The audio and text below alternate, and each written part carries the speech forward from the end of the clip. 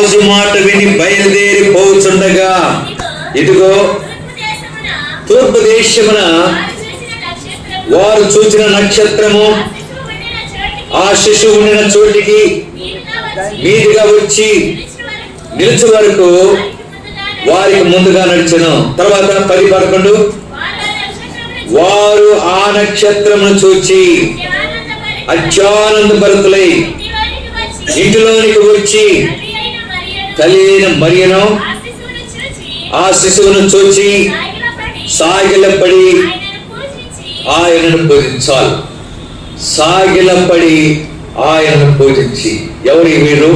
తూర్పు దేశపు వారు పోల్చుండగా వెళ్ళుచుండగా అనే మాట అక్కడ మనం చదువుకున్నాం. చివరికి వారి జీవితాల్లో ఏ అనుభవానికి వచ్చారు? సాగిలపడి సాగిలపడి ప్రోగెదము సత్యముతో ఆత్మలో మన ప్రభు యేసుని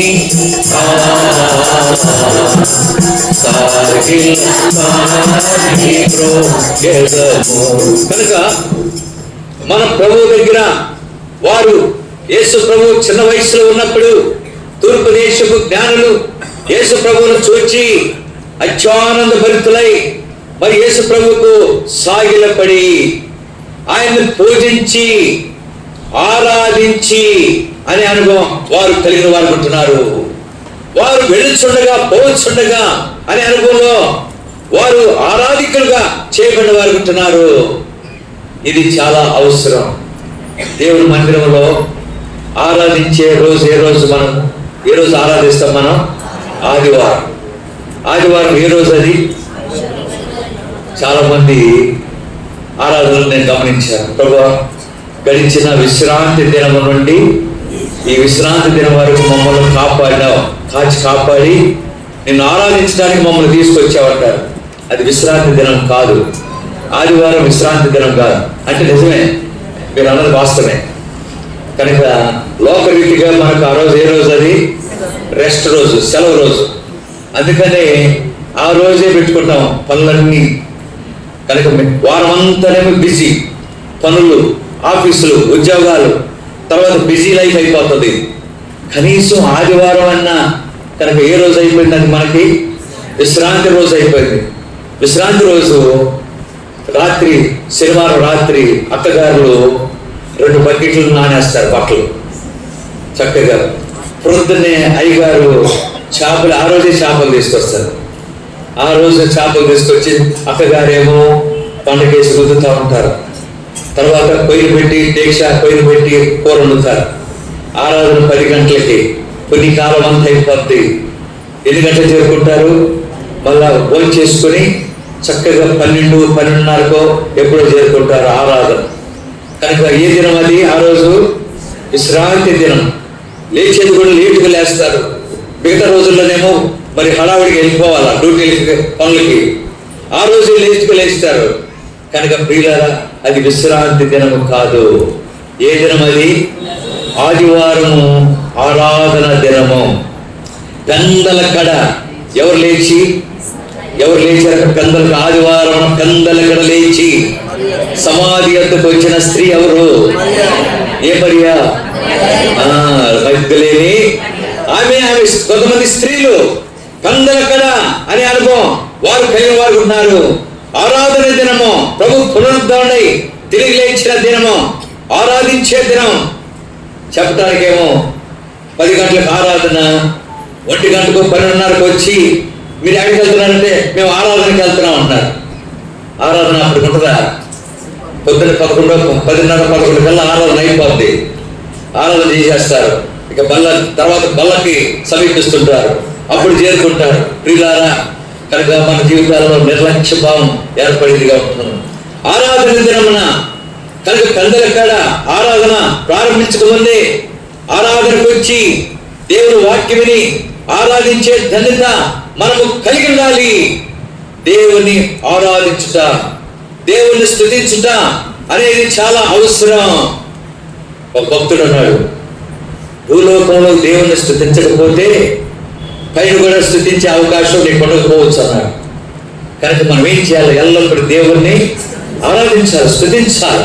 ఆరాధన దినం కనుక వారు ఏమైనారు? జ్ఞానులు ఏమైపోయినారు? ముందు అత్యానంద భరితులై తల్లి అయిన మరియను ఆ శిశువును చూచి సాగిలపడి వారు పూజించి, అంతేనా? ఏమర్పించారంట? కానుకలుగా బంగారము, సాంబ్రాణి, గోధుమను కానుకలుగా వారు సమర్పించారు. కనుక వారు వెళ్ళుచుండగా ఆరాధన యొక్క అనుభవం వారు కలిగిన వారు ఉంటున్నారు. ఇది మూడవది. మొదటిది ఏంటి చెప్పండి? వారు వెళ్ళుచుండగా ఏమైనారు? శుద్ధులైరి.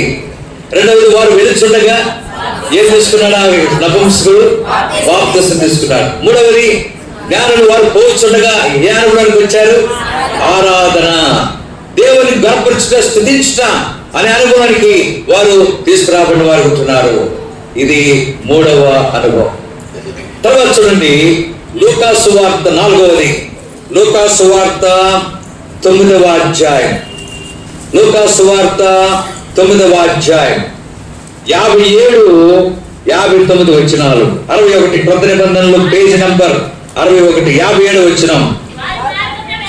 వారు మార్గమున వెళ్ళుచుండగా ఒకడు, నీవు ఎక్కడికి వెళ్ళాలను? నీ వెంట వచ్చేదనని ఆయనతో చెప్పాను. 59 వచనం మొదటి మాట.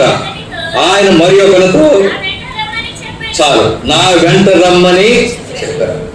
కనుక ఇప్పుడు నేను ప్రశ్న అడుగుతాను, చెప్పండి. మనం ఏ మాట మీద ధ్యానం చేస్తున్నాం? మనం లేచి వెళుదాం. రైట్, మంచిది, చాలా బాగా చెప్పారు. ఆ లేచి బేతేలకు వెళుదనే మాట అంశంలో ఏ మాట మీద ధ్యానం చేస్తున్నాం? వెళ్ళుచుండగా. అది చాలా ప్రాముఖ్యమైనది, గుర్తుపెట్టుకోండి. వెళ్ళుచుండగా అనే మాట.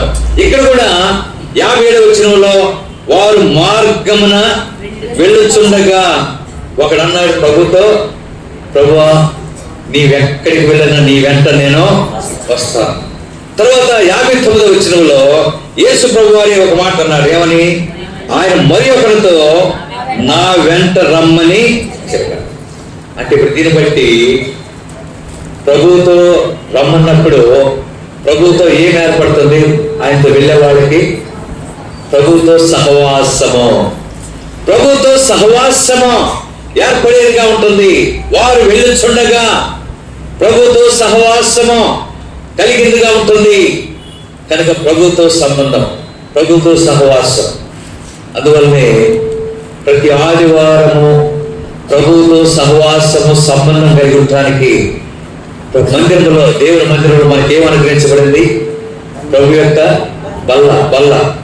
ఆయన శరీరానికిను ఆయన రక్తానికి సాదృశ్యంగా ఉన్న రొట్టె, ద్రాక్షరసము మనకు అనుగ్రహించబడినవిగా ఉన్నవి. కనుక వాటిలో పాలు పొందుతున్నామంటే ఎవరితో సహవాసం కలిగి ఉంటున్నాం? మనం దేవునితో, ప్రభుతో సహవాసం. అందుకని ప్రభు ఒక మాట సెలవించారు. యోహాను సువార్త 6:54, నా శరీరము తిని నా రక్తము త్రాగువాడే నిత్య జీవం గలవాడు, అంచె దినమున నేను వారిని. ఈరోజు ప్రభు యొక్క బలలో పాలు పొందుతున్నామంటే ఆయనతో సహవాసము, ప్రభుతో సహవాసము మనకు కలిగేదిగా ఉంటుంది. ప్రభుతో ఎల్లప్పుడూ సహవాసము చేయుట, ఆయనతో నడుచుట, ఆయనతో కలిసి జీవించుట అనేది చాలా ప్రాముఖ్యమైనది. అలాగున ప్రభుతో సహవాసం యొక్క అనుభవం మనకు కలిగిందిగా ఉంటుందా? ఈరోజు ప్రభుతో సహవాసం వదిలిపెట్టి లోకస్తులతో ఎక్కువగా బియ్యమందేసిన పరిస్థితి అనేకులు కలిగి ఉంచారు.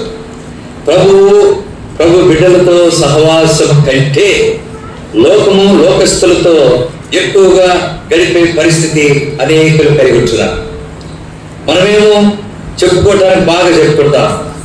ఏంటది? వాక్యం బాగా తెలుసు అందరికీ. ఇక్కడ కూర్చున్న మొత్తానికి 1వ కీర్తన 1వ వచనం బాగా కంటత. చెప్పండి ఏంటో? బాగా చెప్పేస్తారు మీరు. నేను అనకముందు చెప్తాను. దుష్టుల తర్వాత మూడవది అపహాసకులు కూర్చున్న చోట. అంటే మనంతా ఎంత అయిపోయిందంటే చిలక పలుకులు. కనుక చెప్పుకోవటం మాత్రం చెప్పుకుంటాం, కానీ చేసేదంతా వాళ్ళతోనే. బైబిల్ ఒక మాట ఉంది, దుష్ట సాంగత్యము. తెలుసు, అన్నీ తెలుసు. తెలిసి కూడా ఏం చేస్తుంటాం అంటే కాలేస్తాం. ఎక్కడ కాలేస్తాం? రైట్, బాగా చెప్తారు. అవి కూడా తెలుసు మనకి. కనుక ఎక్కడ కాలేసేది కూడా తెలుసుకోవాలి. తెలిసి కూడా అదే అనుభవంలో జీవించే వారు ఉంటాం. కొద్దిసేపు మాట్లాడుకోకపోతే ఎట్లా అని చెప్పి కాలమంతా వాళ్ళతోనే గడిపేవాళ్ళు ఉంటాం. దానివల్ల చివరికి పెద్దలకు మాట ఉన్నారు, 6 నెలలు సహవాసం చేస్తే వారు వీరు వారు. బాగా చెప్తున్నారు. అది కూడా కనుక అన్ని బాగా, కథలు బాగా తెలుసు, సామెతలు బాగా తెలుసు, అన్ని బాగా తెలుసు. కనుక ప్రియులారా, మన జీవితం ఎవరితో సహవాసం చేస్తే మనకు మేలు. అందుకని ఒక పళ్ళకు పాడితే మీకు అర్థమైంది. మా ప్రభు యేసు నీవే మా సర్వము, స్నేహము. ప్రభు యేసు నీవే మా సర్వము.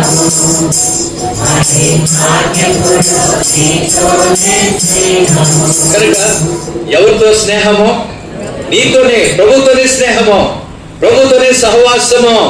నా వెంట రమ్ము అని ప్రభువు సెలవిస్తున్నప్పుడు వారు వెళ్ళుచుండగా, ఒకడేమో నేను నీ వెంట వస్తానన్నాడు, అయితే ఇంకో వ్యక్తితో ప్రభు అన్నాడు, నువ్వు నా వెంట రమ్మని.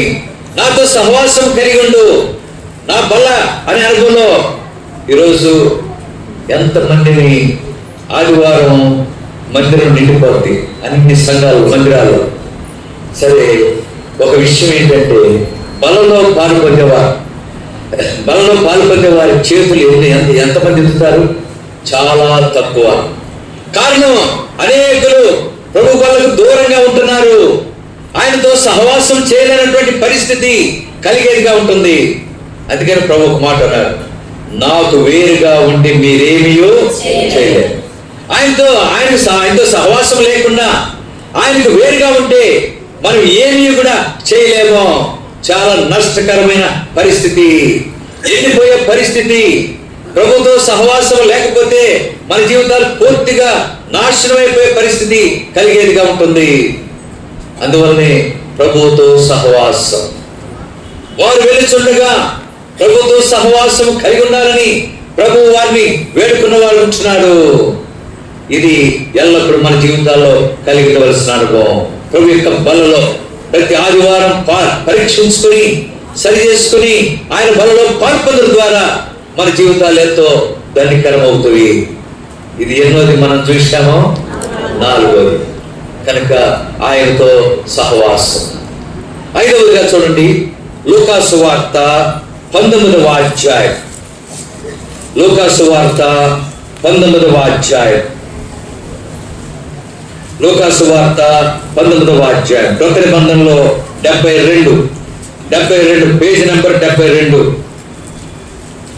లూకాసు వార్త 19వ అధ్యాయం 36వ వచనం. ఆయన వెళ్ళుచుండగా తమ బట్టలు దారి పొడుగున పరచిరి.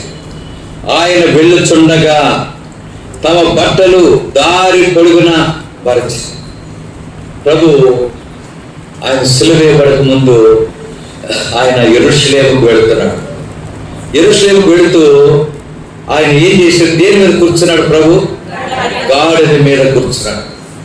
మరి కట్టబడిన గాడిదను విప్పి తోలుకొని రమ్మని శిష్యులు పంపించి వారి చేత ఆ గాడిదను తెప్పించుకొని ప్రభు ఆ గాడిద మీద బట్టలు పరిచాడు. ఆ బట్టల మీద కూర్చున్నాడు. ఆ తర్వాత ఆ గాడిద నడుస్తున్నప్పుడు చివరికి దారి పొడుగున ఏం పరిచారు అంటే, ఇప్పుడు గాడిద దేని మీద నడుస్తుంది? బట్టల మీద. వారు ప్రభు వెళుచుండగా, వారు గాడిదతో పాటు ప్రభు వెళుచుండగా గాడిద ధన్యకరమైన అనుభవం అనుగ్రహించబడిందిగా ఉంటుంది. అంటే ఇదివరకేమో సాకలి చెరువుకు, తర్వాత మళ్ళీ ఇంటికి వచ్చాయి. వీపు నిండా మూటలు, బట్టల మూటలు. ఇదివరకు బట్టలు మూటలు మోసేది. తర్వాత ఆ యజమాని మాటలు వినేది. ఎవడో దాటపోతుంటే ఒకడు ఎదురుపడ్డాడు. ఏమయ్యా, నా సొక్క ఇచ్చావు, ఉతకమని ఇస్తే ఇస్త్రీ చేయమని ఇస్తే నా బట్ట చించావు, లేకపోతే అది జరిగింది సరిగ్గా మురికి పోలేదు అని చెప్పే మాటలు ఎవరు వింటూ వచ్చారు? గాడిద వింటూ వచ్చారు. ఇప్పుడు గాడిద యేసు ప్రభు వారు ఎక్కిన తర్వాత మరి దండురాలైపోయింది. దండురాలైపోయి దారి ఇదివరకే మట్టిలో నడిచేది ఇప్పుడు దేని మీద నడుస్తుంది? బట్టల మీద నడుస్తుంది. తర్వాత వినే మాటలు దావీదు కుమారునికి జయము, ప్రభు పేరట వచ్చేవాడు జయము, స్తుతింపబడును గాక, హోసన్నా అనే మాటలు ఆ గాడిద వినే ధన్యత అనుగ్రహించబడింది. కనుక వెళ్ళుచుండగా అనే అనుభవంలో ఇప్పుడు ఏ అనుభవంకి వచ్చింది? నేల మీద ఉన్న మట్టి మురికి గాడిదకి ఏమాత్రం కూడా ఏమవ్వట్లేదు, అంటట్లేదు. అంటే ఇప్పుడు ఏ అనుభవానికి వచ్చిందంటే ప్రత్యేకత, పరిశుద్ధత, పవిత్రత అనే అనుభవానికి ఆ గాడిద, ఆ తర్వాత ప్రభు దాని మీద కూర్చుని చక్కగా వెళుతున్నారు. కనుక వారు వెళ్ళుచుండగా, ప్రభు వెళ్ళుచుండగా గాడిద ధనురాలైంది. కనుక పరిశుద్ధత, పవిత్రత, అలాగే ప్రత్యేకత అనే అనుభవం ఆ గాడిదకు కలిగిందిగా ఉంటుంది. ఈరోజు మనం కూడా మన ప్రభు పరిశుద్ధుడు, అలాగే మనం కూడా ఎట్లా ఉండాలంట? పరిశుద్ధంగా ఉండాలి. ఈరోజు పరిశుద్ధత అనే అనుభవం మనకు కలిగిందిగా ఉంటున్నామా? మన జీవితాల్లో పవిత్రత అనే అనుభవం కలిగిన వారు ఉంటున్నాం. మీ దేవుడైన యెహోవాను నేను పరిశుద్ధుడు కనుక మీరును పరిశుద్ధులై ఉండుడి. బైబిల్లో ఒక మాట ఉంది. నేను ఒక వాక్యం చెప్తాను, ఎవరైనా రెఫరెన్స్ చెప్పండి తెలిసిన వాళ్ళు. పరిశుద్ధత లేకుండా ఎవడునో ప్రభువునో చెప్తా. రెఫరెన్స్ హెబ్రీయులకు రాసిన పత్రిక 12వ అధ్యాయం ఎన్నో వచనం? 14. హెబ్రీ 12:14. పరిశుద్ధత లేకుండా ఎవడునో ప్రభువునో. ఈరోజు పరిశుద్ధులుగా ఉండను, పరిశుద్ధతలో కొనసాగుతున్నామా? పవిత్రతలో కొనసాగుతున్నామా? ప్రత్యేకత అనే అనుభవంలో మన జీవితాలు ఉన్నవా? వెళ్ళుచుండగా ఇది చాలా ప్రాముఖ్యమైన అంశంగా ఉంటుంది. పరిశుద్ధత లేకపోతే ప్రభువును చూడలేని పరిస్థితి మనకు కలిగేట్టుగా ఉంటుంది. అలాగున పరిశుద్ధులుగా కొనసాగాలి. ఇది చాలా అవసరమైన అనుభవంగా ఉంటుంది. కనుక ఇది 5 సంగతులు చూశాం. మొదటిది, వారు వెళ్ళుచుండగా ఏమైనారు? శుద్ధులయ్యారు. రెండవది, వారు వెళ్ళుచుండగా బాప్తిసం తీసుకున్నారు. మూడవది, వారు పోవచ్చుండగా ఆరాధన యొక్క అనుభవం కలిగి ఉన్నారు. నాలుగవది, వారు వెళ్ళుచుండగా సహవాసం, ఎవరితో? ప్రభుత్వ సహవాసం యొక్క అనుభవం వారు కలిగిన వారు ఉంటున్నారు. వారు వెళ్ళుచుండగా ఐదవది పరిశుద్ధత, పవిత్రత, తర్వాత ప్రత్యేకత అనే అనుభవం కలిగిందిగా ఉంటుంది. ఇది 5వ అనుభవం. 6వదిగా చూడండి, ఆదికాండం 32వ అధ్యాయం. ఆదికాండం 32వ అధ్యాయం. ఆదికాండం 32వ అధ్యాయం 1వ వచనం 27. పాత నిబంధనలో పేజీ నంబర్ 27. యాకోబు తన త్రోవను వెళ్ళుచుండగా దేవదూతలు అతనిని, కనుక త్రోవను వెళ్ళుచుండగా, యాకోబు త్రోవను వెళ్ళుచుండగా ఎవరు ఎదురయ్యారంట? దేవదూతలు. కనుక దేవదూతలు ప్రత్యక్షమగుట ఎంతో గొప్ప ధన్యత. కనుక మన జీవితాల్లో కూడా వెళ్ళుచుండగా దేవదూతలు తెలియకుండానే మన జీవితాల్లో కార్యం చేస్తున్నారు. దేవదూతలు మనతో ఉంటారు తెలియకుండానే. కనుక బైబిల్లో ఒక చక్కటి వాక్యం ఉంది. నేను వాక్యం చెప్తాను, మీరు ఆ రిఫరెన్స్ చెప్పాలి.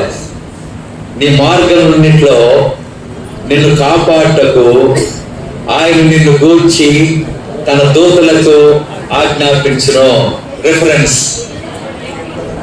కీర్తన చదవండి, అందరూ చదువుదాం ఆ మాట. కీర్తన 91. కీర్తన 91. యాకోబుకు త్రోవను వెలుచుండగా దేవుని దూతలు అతన్ని ఎదుర్కొన్నారు. కనుక ఎదుర్కొన్న అనుభవంలో యాకోబుకి ఏం కలిగిందో కీర్తన 91 11వ వచనం 501 పేజీ నంబర్ 501 అందరం కలిసి చదువుతాం. కీర్తన 91 11వ వచనం అందరం కలిసి చదువుతాం. చదవండి. నీ మార్గములన్నిటిలో నిన్ను కాపాడుటకు ఆయన నిన్ను గూర్చి తన దూతలకు కనుక ఆయన నిన్ను గూర్చి తన దూతలకు అలాగున కనుక ఇప్పుడు ఆ దూతలు ఏం చేస్తున్నారు? మార్గంలో మనలను కాపాడుతున్నారు. మార్గంలో ఆయన దూత యొక్క కాపుదల మనకు అనుగ్రహించబడేది ఉంటుంది. వెళ్ళొచ్చుండగా దేవుని దూతలు మనకు అనుగ్రహించబడే వరకు ఉంటున్నారు కనుక కాపుదల. అందుకనే ఇంకొక మాట, సాతాను ప్రభువును శోధిస్తూ నువ్వు దేవాలయం నుండి క్రిందకు దూకు, నీ పాదములకు ఏం తగలకుండాంట, రాయి తగలకుండా ఎవరు ఉంటారంట? దూతలు. నీ పాదములకు రాయి తగలకుండా ఆయన దూతలకు ఆజ్ఞాపించు. కనుక దూతలు కాపాడే అనుభవం మనకు కలిగేదిగా ఉంటుంది. మార్గమున వెలుచుండగా యాకోబుకు కాపుదల దొరికిందిగా ఉంటుంది. దేవుని దూతలు అతన్ని ఎదుర్కొని యాకోబును కాపాడిన అనుభవం కలిగిందిగా ఉంటుంది. ఈరోజు మన జీవితాల్లో దేవుని దూతలు మనతో కూడా ఉండి మనల్ని కాపాడాలంటే బైబిల్ ఒక చక్కటి వాక్యం చూడండి. 34వ కీర్తన 34 7వ వచనం అందరం కలిసి చదువుదాం. 34వ కీర్తన 7వ వచనం 468 పాత నిబంధనలు పేజీ నంబర్ 468. కీర్తన 34 7వ వచనం అందరం కలిసి చదువుదాం. చదవండి. యెహోవా యందు భయభక్తులు గల వారి చుట్టూ ఆయన దూత కావలి ఉండి వారిని రక్షించును. అలాగున దూత యొక్క కాపుదల ఎవరికి అనుగ్రహించబడుతుంది? ఆయన యందు భయభక్తులు, దేవుని యందు భయభక్తులు ఎల్లప్పుడూ మనం కలిగి ఉంటే ఆయన దూతలు మన చుట్టూ కావలి ఉండి మనల్ని కాపాడే అనుభవం కలిగేదిగా ఉంటుంది. ఈరోజు దేవుని యందు భయభక్తులు కలిగి ఉంటున్నామా? వారు వెళ్ళుచుండగా, యాకోబు వెళ్ళుచుండగా అని అనుకున్న భయభక్తులు కలిగి దేవుని దూతల యొక్క కాపుదల ఆయనకు అనుగ్రహించబడిందిగా ఉంటుంది. ఇది ఎంతైనా అవసరం. కనుక దేవుని యందు ఏం కలిగి ఉండాలి మనం? ఇది చాలా అవసరం. కొంతమందికి భయం ఉంటుంది కానీ ఏముండదు, భక్తి ఉండదు. కొంతమందికి భక్తి ఉంటుంది కానీ భయం ఉండదు. ఈ రెండు అవసరమైన అనుభవాలే. కనుక విడవనటువంటి అనుభవాలు ఒకటి కాదు, రెండు కలిసి ఉండాలి. ఆ కలిసి ఉన్న అనుభవంలో మన జీవితాలు ఎంతో ధన్యకరముగా చేయబడేవిగా ఉంటున్నాయి. కనుక భయమో భక్తి. అప్పుడు ఎవరు కావాలి ఉంటారు మనకు? దేవుని దూతలు. అలాగే యాకోబు తన త్రోవను వెళ్ళుచుండగా దేవదూతలు అతన్ని ఎదుర్కొని యాకోబును కాపాడిన అనుభవం యాకోబు కలిగిన వాడుకుంటున్నాడు. ఇది 6వ అనుభవం. చివరిగా 7వది ఒకటి చదువుకుందాం. చూడండి. యోహాను సువార్త 4వ అధ్యాయం. యోహాను సువార్త 4వ అధ్యాయం 50 రిఫరెన్స్ చూడండి. యోహాను సువార్త నా పేజ్ చెప్పిన తర్వాత రిఫరెన్స్ చెప్తాను. 84 పేజ్ నంబర్ 84 కొత్త నిబంధనలో పేజ్ నంబర్ 84. యోహాను సువార్త 4వ అధ్యాయం 51వ వచనం. అతడు ఇంకా వెళ్ళుచుండగా అతని దాసులు అతనికి ఎదురుగా వచ్చి అతని కుమారుడు బ్రతికి ఉన్నాడని తెలియజెప్పరి. చూడండి. ఎవరు? ప్రధాని కుమారుడు. ప్రధాని కుమారుడు రోగి చనిపోయే స్థితి, చనిపోయాడు. చనిపోయిన తర్వాత ప్రభువును వేడుకున్నాడు ఆ ప్రధాని. ప్రభువా, నా కుమారుని బాగు చేయి. చావుకు మునిపే రమ్మని ప్రభువును వేడుకున్నాడు. వేడుకుంటే 50వ వచనంలో అంటున్నాడు. చూడండి. 50వ వచనం. యేసు నీ వెళ్ళుము, నీ కుమారుడు బ్రతికి ఉన్నాడని అతనితో చెప్పగా ఆ మనుషుడు యేసు తనతో చెప్పిన మాట నమ్మి వెళ్ళిపోయాడు. అతడు ఇంకా వెళ్ళుచుండగా కుమారుడు ఏమైనాడు? బ్రతికాడు. జీవం వచ్చింది. కుమారునిలో జీవము, కుమారునిలో జీవం వచ్చినది. ఈరోజు వెళ్ళుచుండగా జీవము. ఈరోజు మన జీవితాల్లో జీవంతో పాటు ఏముండాలా చెప్పండి మీరే. జీవం ఉంది, రైటే. జీవంతో పాటు ఒకటి లేదు మన సంఘాల్లో, అది లేకుండా పోతుంది చాలా మందిలో. ఏంటది? జీవము, ఉజ్జీవము. కనుక ఉజ్జీవము కనుక పాట పాడతాము. పాట మాత్రం పాడతాం, కానీ ఆ పాట కనుకలో మనం చాలా మంది ఉండరు.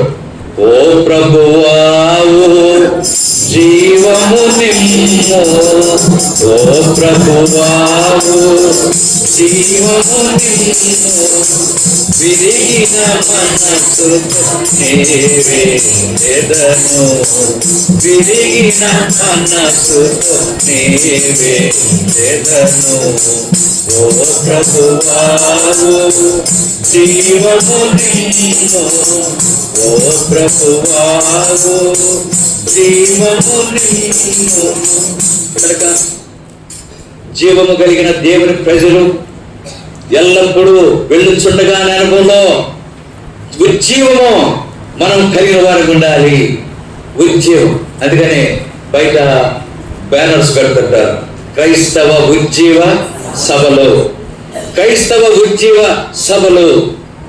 ఈరోజు ఆ ఉజ్జీవము మన జీవితాల్లో కలిగి ఉంటున్నాము. దేవుని ప్రజలుగా బేతేలు మనం లేచి బేతేలుకు వెళదాం. కనుక బేతేలు యొక్క అనుభవంలో మన జీవితాల్లో వెళుచు అనే అనుభవంలో వెళుచుండగా ఉజ్జీవము మనం కలిగిన వారు ఉండాలి. అన్ని విషయాల్లో ఉజ్జీవము, ఉజ్జీవము అనేది మనం కలిగిన వారు ఉండాలి. ఈ ఉజ్జీవము చాలా మంది కొరత కలిగిన వారు ఉంటున్నారు. కనుక ఏదో మరి పోగొట్టుకున్న వారిలాగా ఉంటారు. ఎప్పుడు నిరుత్సాహము, నిరాశ, ఏదో ఒక ఆందోళనకరమైన పరిస్థితిలో జీవించే పరిస్థితి.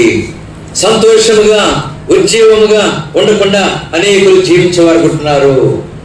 అలాంటి వారికి ఎక్కడికి వెళ్ళుచుండగా ఉజ్జీవం వస్తుంది? బేతేలు. మనం లేచి బేతేలుకు వెళదాము, ఉజ్జీవము కలిగేదిగా ఉంటుంది. అలాంటి అనుభవంలో మనం జీవించాలి. యెహోవా సంవత్సరంలో జరుగుతుండగా నీ కార్యము, ప్రభు రాకడ కొరకై మనం సిద్ధపట్టు కొరకై ఎక్కడికి వెళదాము? బేతేలు. మనం లేచి బేతేలుకు వెళదాము. వెళ్ళుచుండగా అనే వాక్యాన్ని మనం ధ్యానం చేస్తూ వచ్చాం.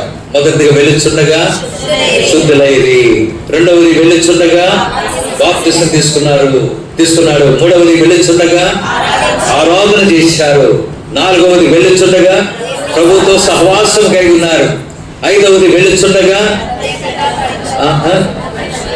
పరిశుద్ధత, పవిత్రత, ప్రత్యేకత అనే అనుభవం ఉన్నారు.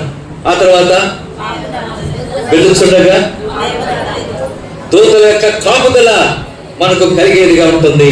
ఆ తర్వాత వెళ్ళుచుండగా జీవము, ఉజ్జీవము అనే అనుభవంలో మనం జీవించవలసిన వారు ఉంటున్నాం. అలాగున ఈ ఆధ్యాత్మిక అనుభవాలు మనం కలిగి ఉండడం ద్వారా మనం ఎంతో క్షమాభివృద్ధి పొంది ప్రభు రాకడ కొరకై సంసిద్ధముగా ఉండి ప్రభు ఎప్పుడు వచ్చినా ఎత్తబడే అనుభవంలో మనం జీవించేవారు ఉంటాం. అలాంటి అనుభవంలో మనం సాగునట్లు ప్రభు మనకు సహాయమో కనుక మనము లేచి బేతేలునకు. ఈ సమయంలో మరి ముగ్గురు, బి రామయ్య గారు విశ్వాస్ ఉండవల్లి, అలాగే సేవకురాలు బేతేలు, అలాగే బయట వచ్చిన సేవకులు ఇద్దరు దేవుణ్ణి ఆరాధన చేసి స్తుతిస్తారు. వి రామయ్య గారు విశ్వాసి ఉండవల్లి, ఆ తర్వాత ప్రేమ్ సింగ్, అలాగే మిసెస్ ప్రేమ్ సింగ్ బేతేలు, ఆ తర్వాత బయట వచ్చి వచ్చిన ఇద్దరు సేవకులు, వారు మరి దేవుణ్ణి స్తుతిస్తారు. తనకు స్తుతించినాక మనము కూడికను ముగించుకుందాం. చివరిలో నూజివీడు ఎలీషా ప్రార్థన చేస్తాడు. ఆ తర్వాత ప్రకటనలు గమనించుకొని మనము కోరికను ముగించుకుందాం. వి రామయ్య గారు ఎవరు వస్తున్నారా? రైట్. క్లుప్తంగా చేయాలి.